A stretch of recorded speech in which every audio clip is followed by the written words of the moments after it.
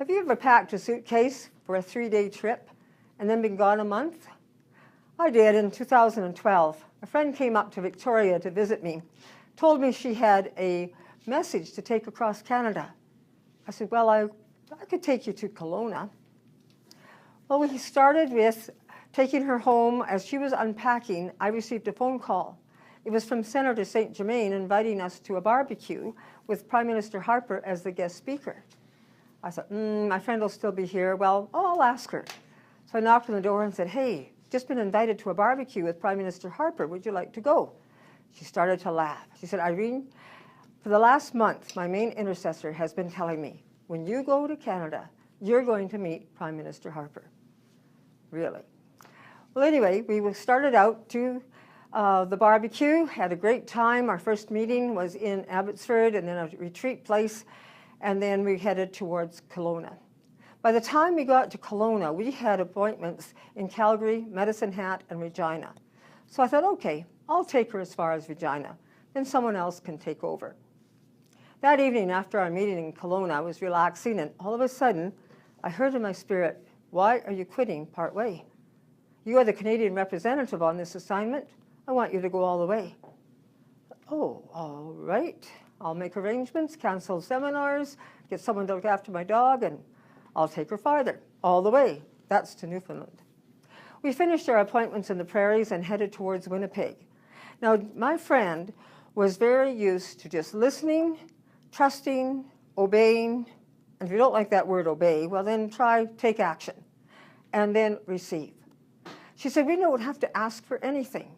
God already knows what we need and will be provided on this assignment. I said, okay. Now, Jan, you know I only packed for 3 days. So when we got to Winnipeg, I said, where am I going to do laundry?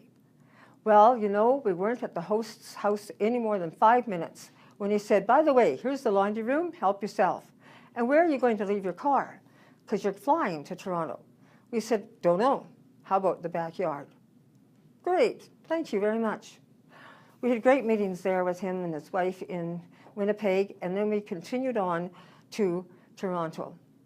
Another blessing was that we were picked up at the airport by a couple who had survived the Holocaust.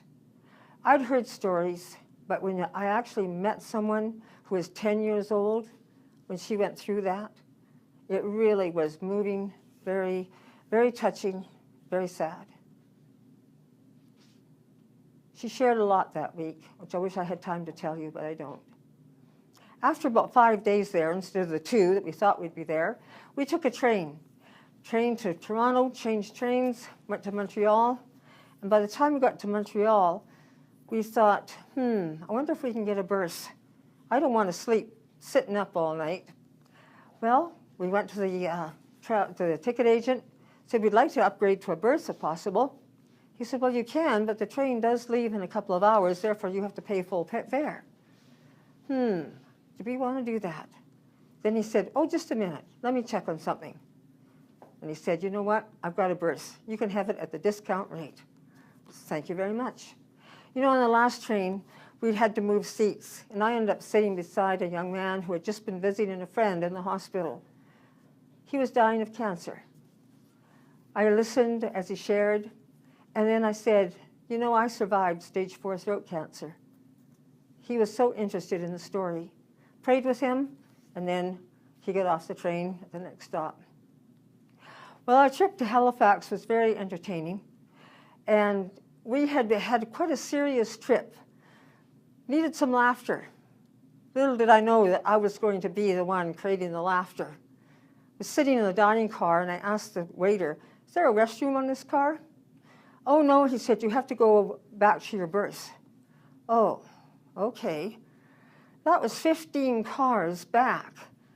As I was walking along, trying to walk, you know what it's like on a train, I saw these empty berths. I thought, we don't have any more stops. We're on our way we're just about to Halifax. I'm just going to duck into one of these. I won't mess it up. I no sooner had finished, was washing my hands, and I heard the porter bring a man into that berth. He was showing them everything, where everything was, and I thought, any minute, they're going to try and open this door, and I'm holding it as hard as I can, thinking, what? They're going to be so shocked to find a woman in this washroom. Well, I finished, and then I heard the porter leave. And I heard the man bending, I could tell, he was bending over, putting his things away. I thought, any minute now, I've got to make a move. So finally, I just burst open, and I went, oh, and he goes, oh. I said, yes, I know. I just used the facilities. I didn't mess it up. Don't tell anybody. No, I won't. And I went back to the dining car. Well, when I told my friends, I guess you had to be there to really get the humor out of it. But when I told my friends, they couldn't believe it. But it was so funny. It lifted us up, gave us the laughter we needed. Well, we arrived in Halifax, phoned our contact in Newfoundland, boarded a plane the next day, and she picked us up, took us to the most easterly point in Newfoundland.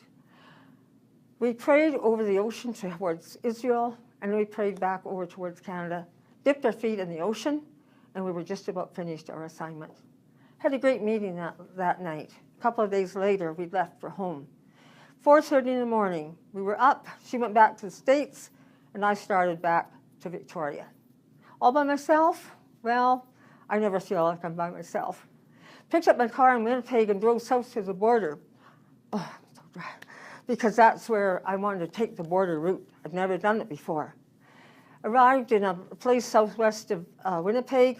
I'd been on the road about 12 hours, wondering if I should stay, but I had so much energy after lunch, I continued on. But when I arrived in Melita, I thought, now it's time. 16 and a half hours, I think it's time to stay here. It was 8 o'clock at night, the sun was in my eyes, but the motel did not look good. Dirty, run down, guys going in and out of the bar. Just compelled to drive down the street. It was a beautiful house. I saw a gentleman and a little girl in the front yard, so I stopped to talk to them. Told them who I was, where I'd been, and his wife came out and we were chatting. I said, you know, I don't think I like the looks of the motel. No, she said, you cannot stay there. It's not a good place. Honey, you've always wanted to have a B&B, he said to his wife. Why don't you put this lady up for the night? Sure, she said. Took me in, showed me all around. Help yourself, do whatever you want. We have to take our granddaughter home. We'll be back in an hour or so. And they left. What an absolute blessing. And it was such a relaxing evening. And the trip had been like that the whole way. When I left them the next morning, left them a gift, and continued on.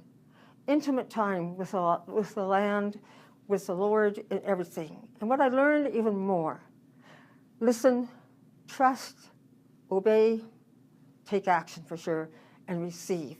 Receive God's blessings. Trust and obey, for there's no other way to be happy in Jesus, but to trust and obey. Thank you.